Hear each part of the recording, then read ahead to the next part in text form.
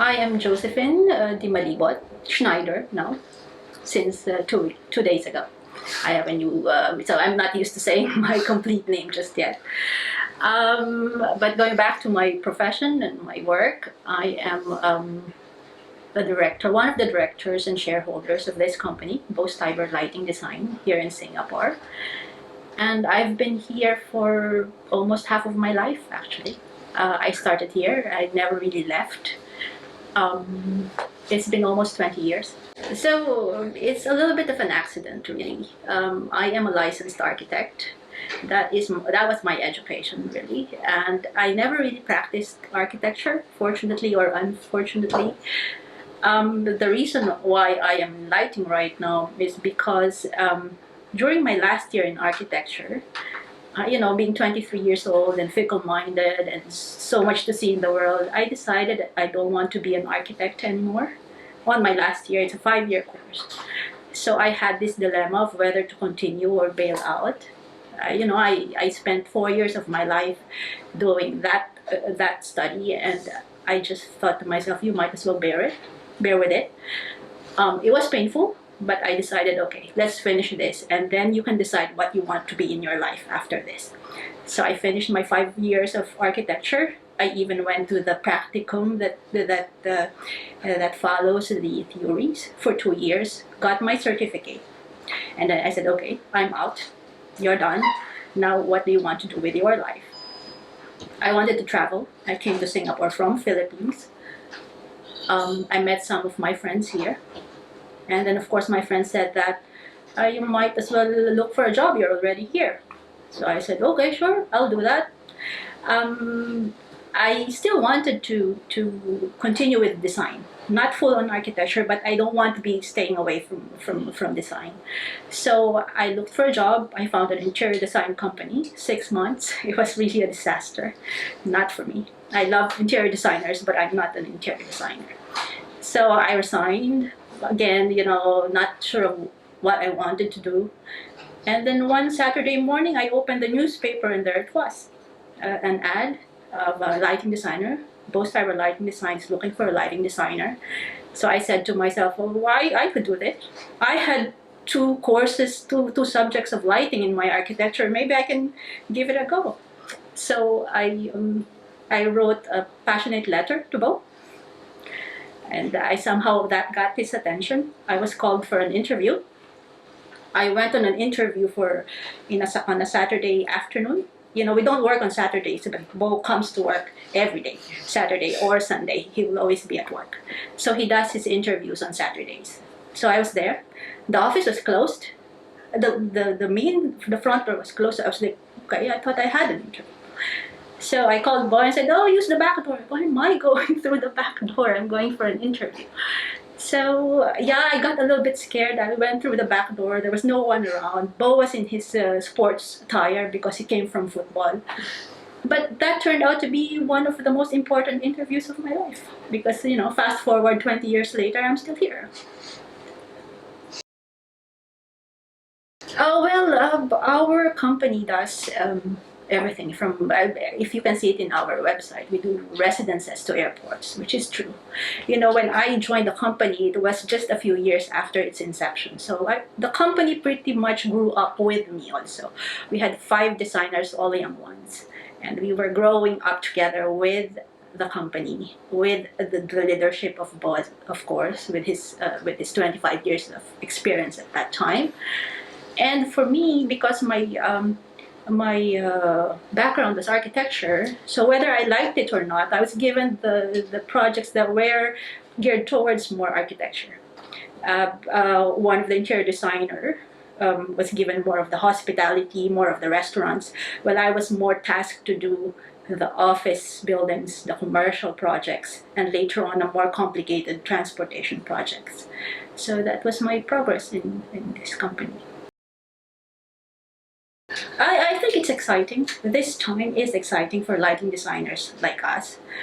The concepts of, we've always had that in our head.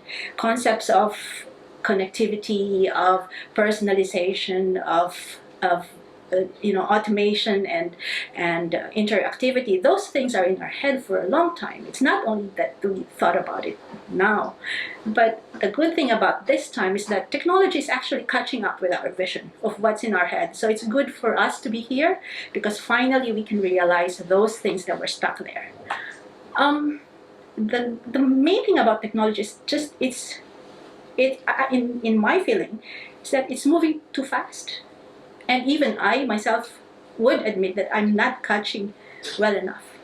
And sometimes when you have something that is too fast and too vibrant on your face, you just don't think about it anymore. You just grab it and get hold of it because that's what's new.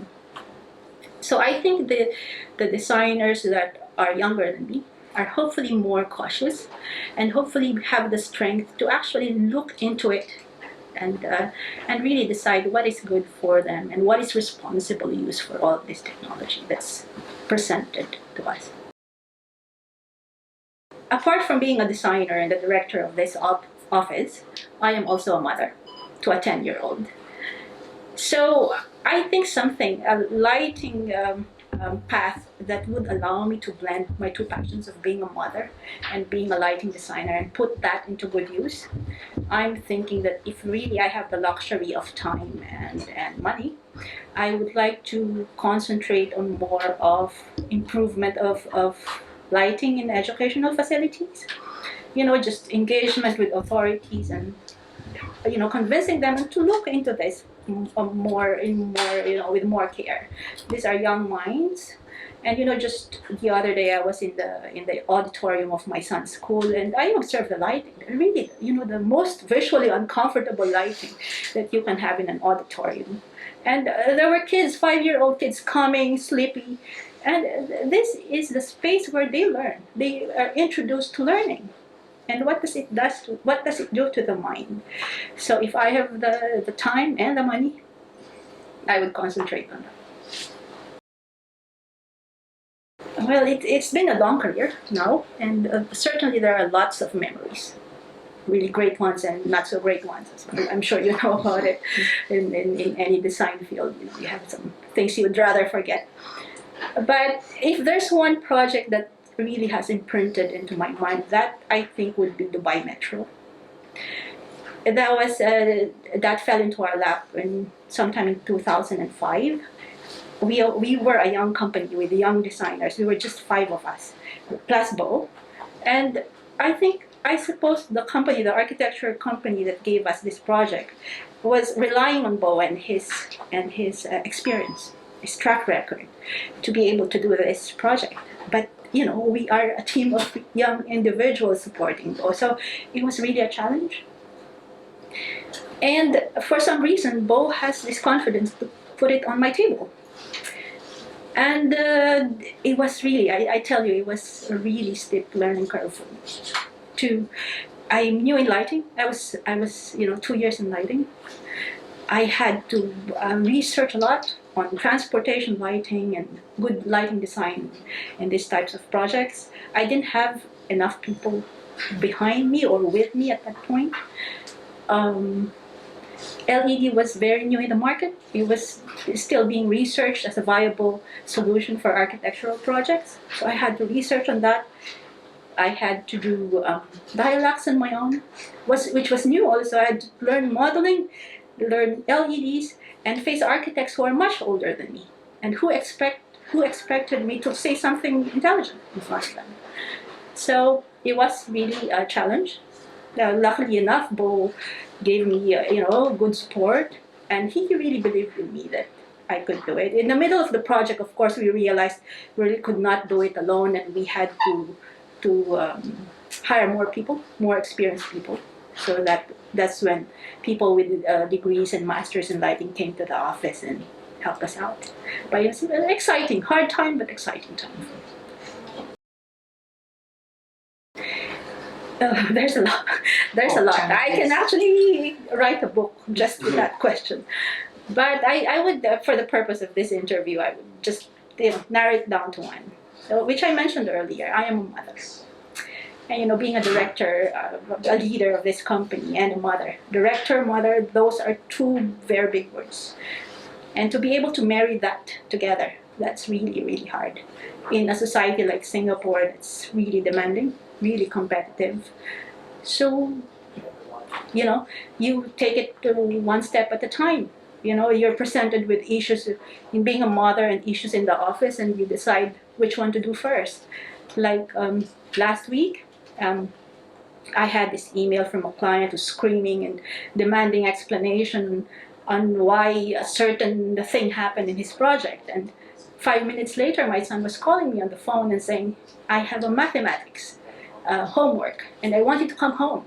I'm stressed about it. I need to turn it tomorrow. So what do you do in situations like that?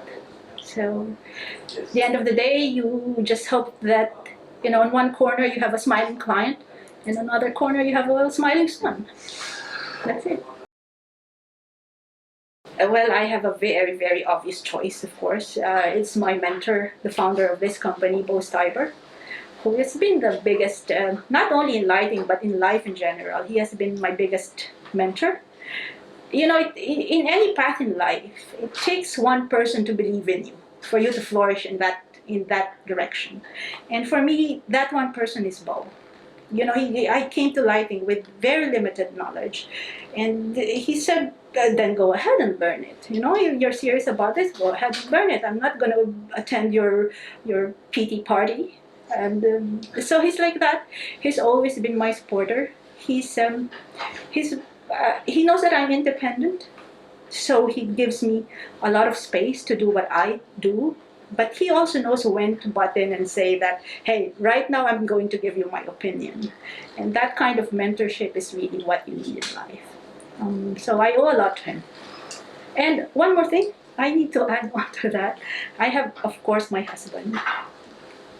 And talking about marrying into, you know, embracing your profession, I did that literally. I married a lighting designer. So, of course, he's been a support to me.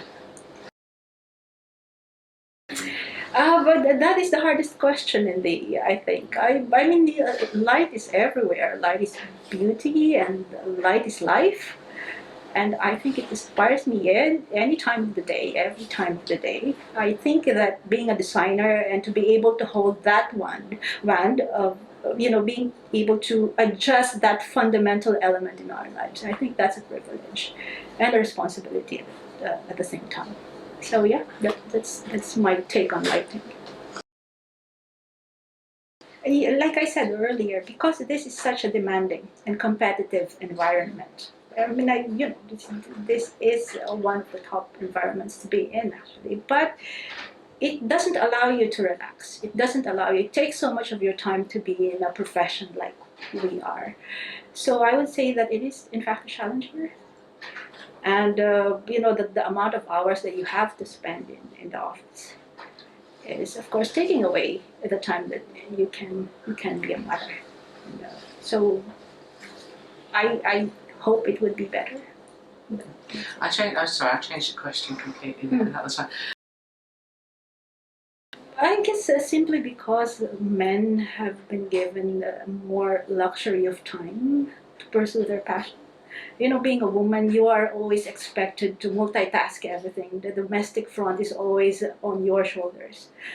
And as much as you want to pursue your passion, you can only spend so much time on it. So I hope that will change, you know, with the men sharing more on the domestic front, and then would allow us more to follow our passion. If you are following your passion and thriving in your profession, and at the same time you're doing all the chores at home and you know, participating in your social responsibilities, then congratulations to you, and you're amazing. You need to tell yourself that, and don't be so hard on yourself. You know, you should allow yourself to make mistakes as much as you allow yourself to earn triumphs. And I think that's it. That's what I want to say.